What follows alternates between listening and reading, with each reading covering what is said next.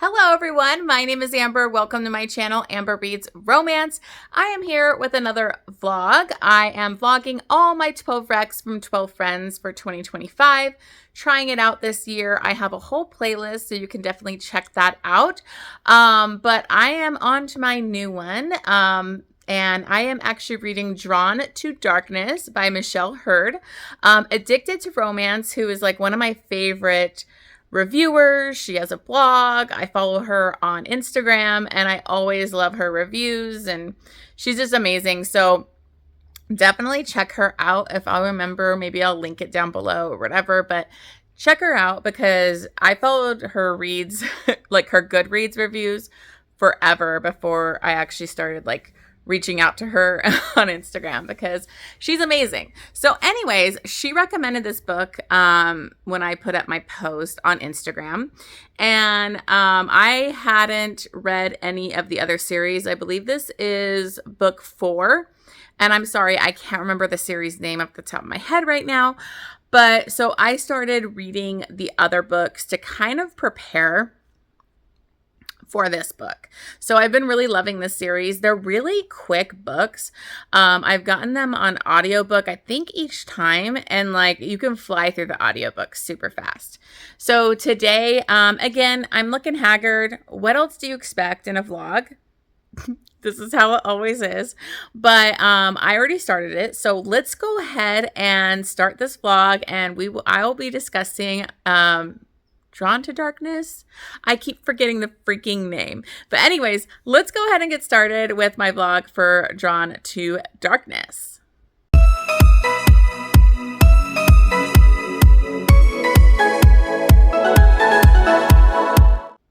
Okay, guys, so I am actually just started this audiobook. I usually listen to the audiobooks at 2.5 speed, and I might even speed it up more because it's like really quick moving, but the narrators, sometimes depending on the narrator, I can really speed up an audiobook. But anyways, like honestly, I think I'll finish this audiobook in a couple hours. Like that's how quick moving these are.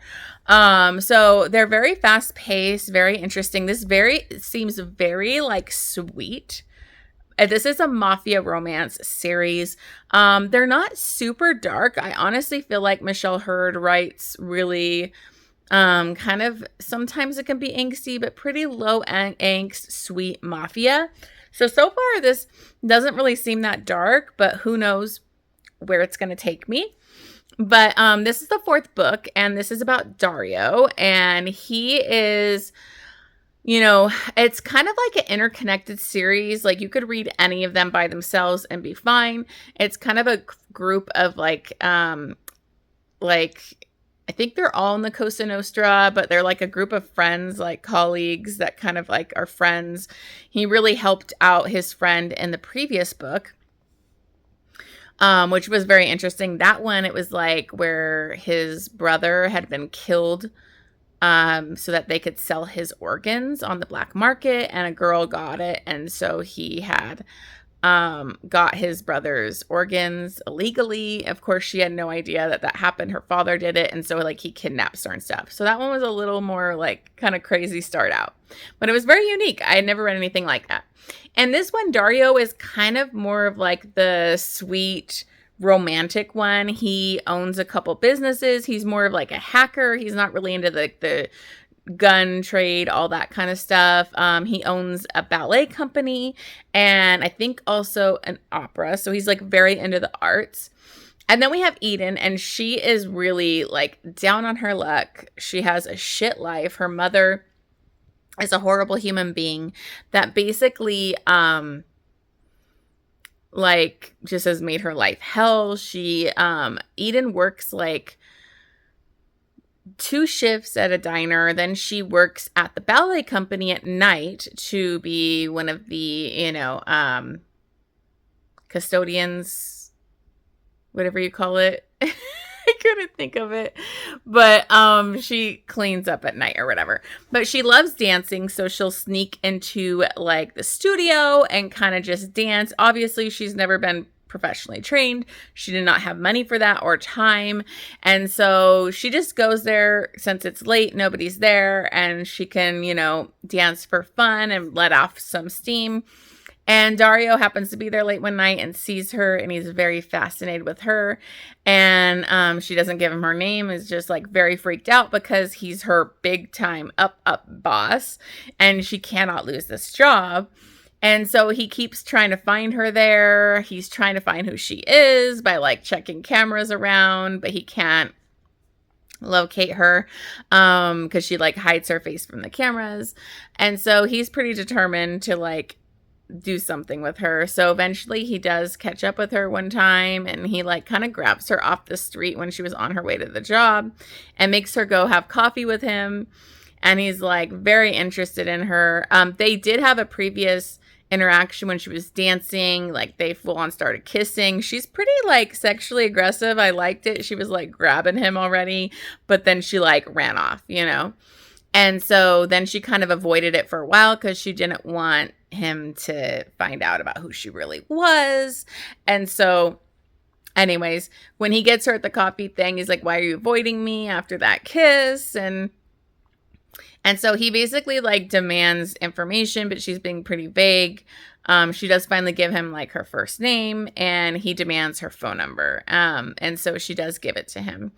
And then like on her way back, like she ends up getting like her purse stolen that like had her keys. Her mom previously like broke into her house, like used a crowbar, broke the window to like break into her house. Her mom's just like a total leech, a horrible human being, and just makes trouble for her. She has this really sweet, like older man neighbor that's been kind of like a father for her. She never knew who her father was, and all she had was her mother. So she's really had a hard up life.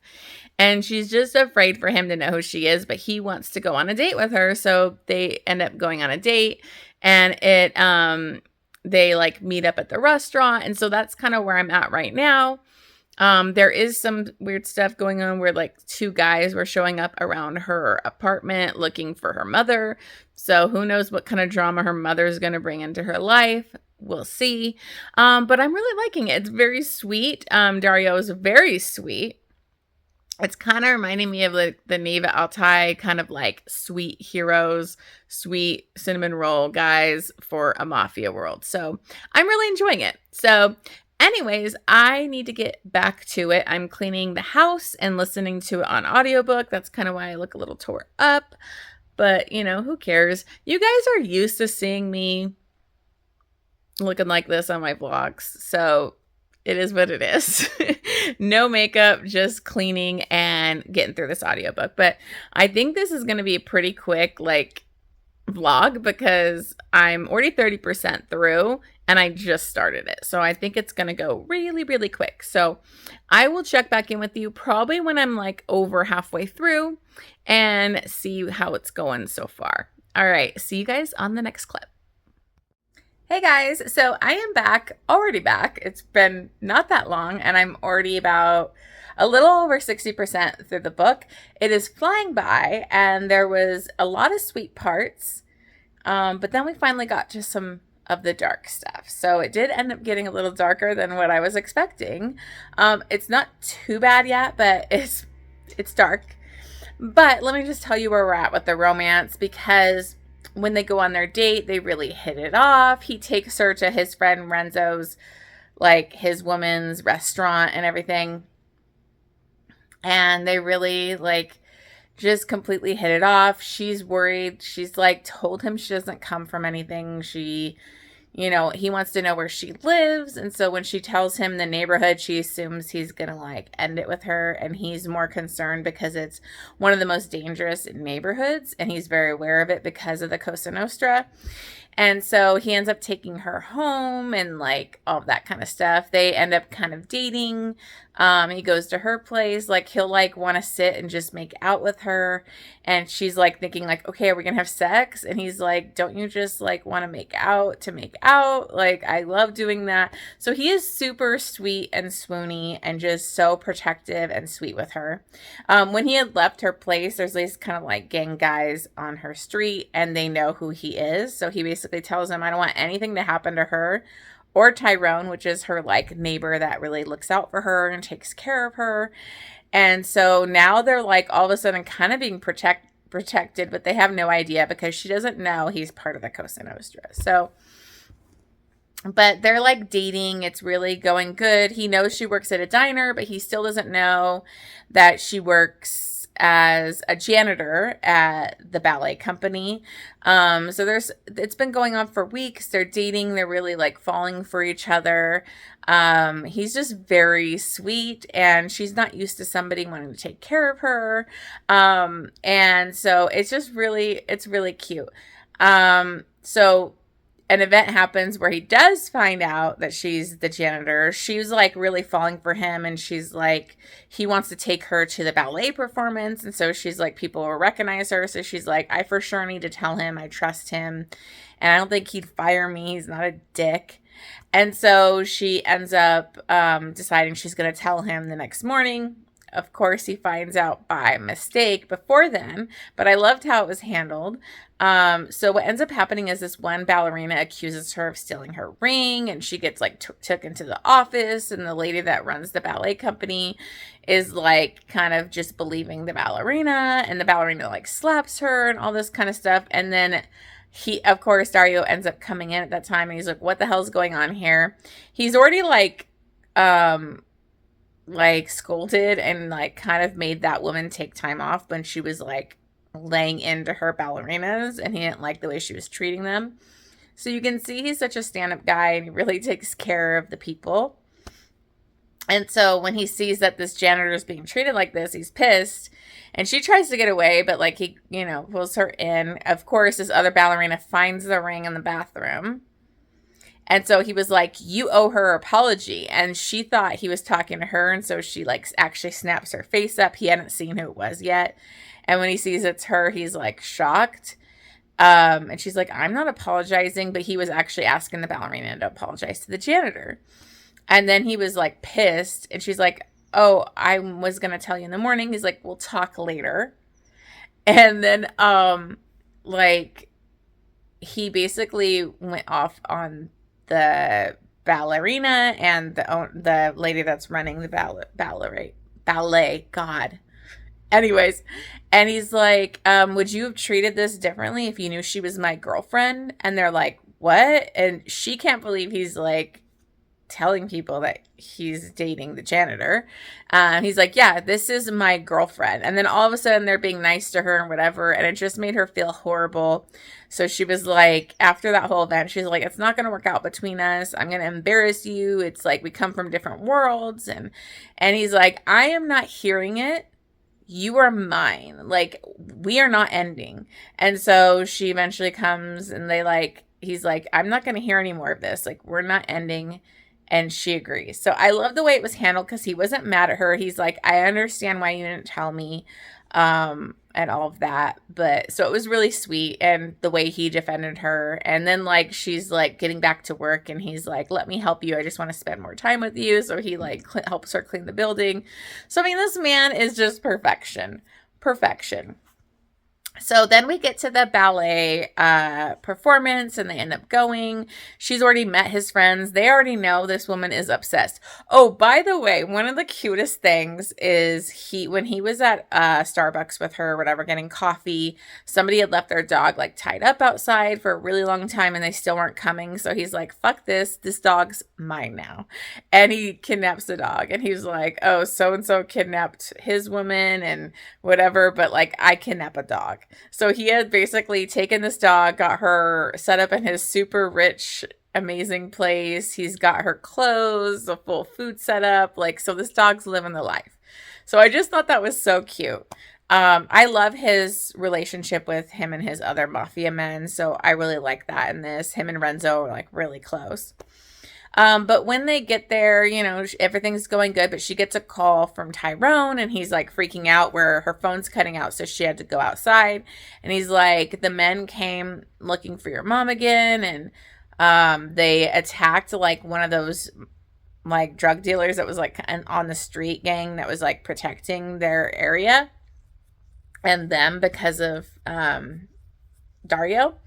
And he was like, and they're coming, don't come home. The guy got shot, all this kind of stuff. And then right as that happens, a van pulls up and they kidnap her, and pretty brutally kidnap her. So now we get into the darker part of this because her mom owes like 30 grand and they want it in 24 hours. So they're like, you're going to have to work it off. And she's like thinking they're going to make her be a prostitute or this or that. And really what they end up doing is they are going to have her, they sell her into sex trafficking. So now she's been taken on a boat, drugged up, beaten. She tries to get away at one point. They attack her again. And Dario and his crew are trying to find her. So that's kind of where we're at so far. So it's really good, getting darker. It's action packed and I love Dario. So anyways, I'm going to get back to it and then keep cleaning the house, and I'll check in with you once I finish the book. Hey guys, so I am here for my final check-in. I apologize if the lighting's not so great. I finished cleaning the house and I wanted to get some more sun. So, got my bathing suit on. I was going to sit over by that pond. I'm sitting out by my mom's pond to do my check-in, but she has a little water fountain going on in the pond, so just heading over here real quick. So I'm in the shade, so it might not be great lighting, but whatever. So I did finish the book pretty quickly. It really only took me a couple, like 2.5 hours to finish it, and I really did enjoy this book. So kind of where we left off is like where the third act suspense element of her being kidnapped and all the drama going on behind that.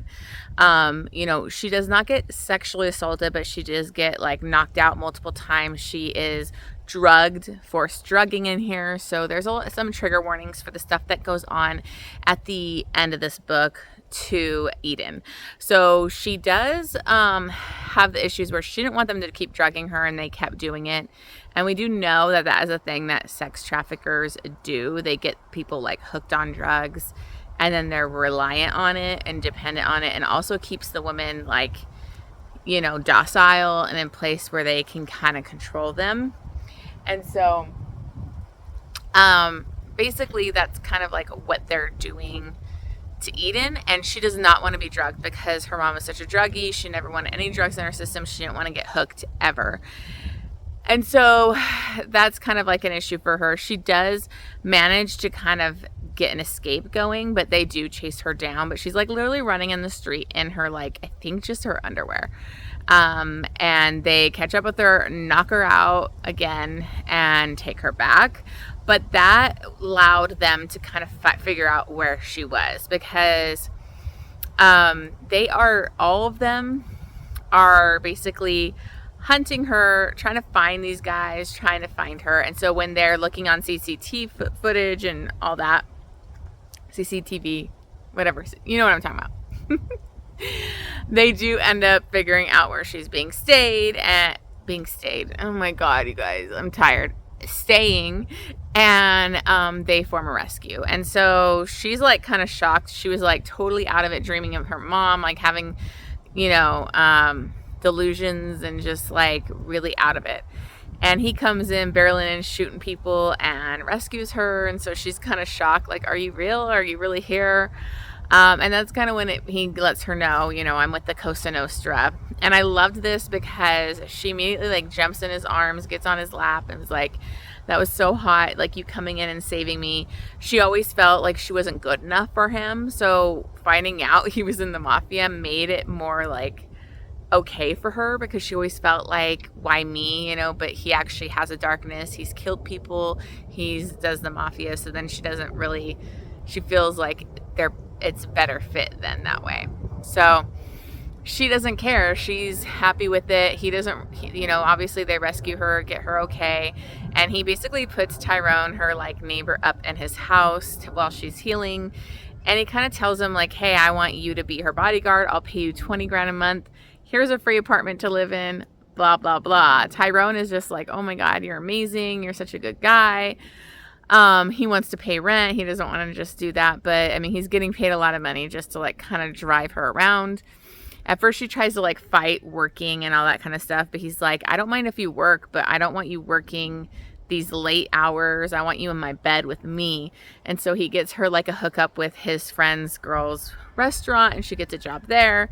One thing I really liked was she was like, I don't want to make all these changes and then things end with us and I'll be in a bad position. And so he's like, well, let me give you some money. I'll deposit money in your account. So like, regardless of what happens with us, you will have a security blanket. Like, it'll be there, security for you. And so he's like, I need you to agree with me because I'm not losing you. So she does. And he literally puts $1 million in her account. So she kind of decides she wants to do something for the community. And she uses that money to do like a food kitchen, like soup kitchen type of thing, and give back to the community. And so that ends up becoming a big thing for her and takes up most of her time. So she ends up just doing that. You know, she didn't really have time for the restaurant anymore. So I don't know. It was just very sweet. They ended with a happily ever after. I love that there was no like unnecessary drama over the secrets they were keeping. He was like, I thought you would be upset with me being in the Costa Nostra and keeping it from you. And she's like, well, we both had secrets. It's fine. Like, so I just loved that. I thought they were really good together. I'm very interested in the last book because it is going to be like the head guy, you know, and he's very broody and angry and like badass. So I'm excited to read his book next. But I really liked this. I thought it was really sweet. Despite the bad stuff that happens at the end of this book, like, it was really sweet. Like, she actually had to kill somebody with, like, she killed somebody with her high heel shoe. But one thing I'll mention is he does take it a little far, but I wasn't mad at it. It's a mafia romance. You know, her mom is what got her into this position. She always brings trouble in her life, has had her beaten before because of her mom's actions. And so he's like, I ain't doing this anymore. Like, we are not going to deal with this anymore. And he basically gets, I think, like dirty Coke or something bad in it, mixed in it. And he like gives the mom a chance. He's like, hey, I'll put you up in a rehab, you know, whatever you want to do. And she turns that down. So he's like, he gave her a shot, gives her that, and then she dies of an overdose. And so he got rid of the horrible mom. So I didn't hate it. I know it's messed up, but it is a mafia romance, okay? Other than that, this guy is so swoony and super sweet and attentive, and I just loved him. So I'm kind of thinking I might give this a 5-star because I just had so much fun with it. It was so fast-paced, easy to listen to. The audiobooks are great. And it is, I think, The Kings of Italy. I think that's the series that it's called. But anyways, I had a great time with it. Thank you so much to my person that I follow on Goodreads and follow on Instagram for Addicted to Romance for, you know, giving me this rec. And it got me to read this series because I've been wanting to read Michelle Hurd for a while now. And she just has so many books out there that I haven't caught up with anything. But anyways, thank you so much for watching this. If you don't already, please make sure you subscribe to my channel. Slowly trying to build this channel up. I really appreciate all you guys. And if you're watching and you haven't subscribed, just hit that subscribe button. Really appreciate it. Leave me a comment, a like, and I love hearing feedback from you guys anyways. All right, guys, I'm going to go get some more sun because my vacation is almost over. We got back from Hawaii just recently, and I want a little bit more of a tan because I had like no tan. So I'm doing a little bit better. I'm a little tanner, but anyways, I am heading back out to lay out, and I'm probably going to start listening and annotating, reading Taming 7. Wish me luck because I didn't hear great things about it, and I'm nervous to read it, but I need to finally read that so I can get to releasing 10. All right, guys, enough of me just getting on side tangents. Thank you so much for watching, and I will see you guys on the next vlog.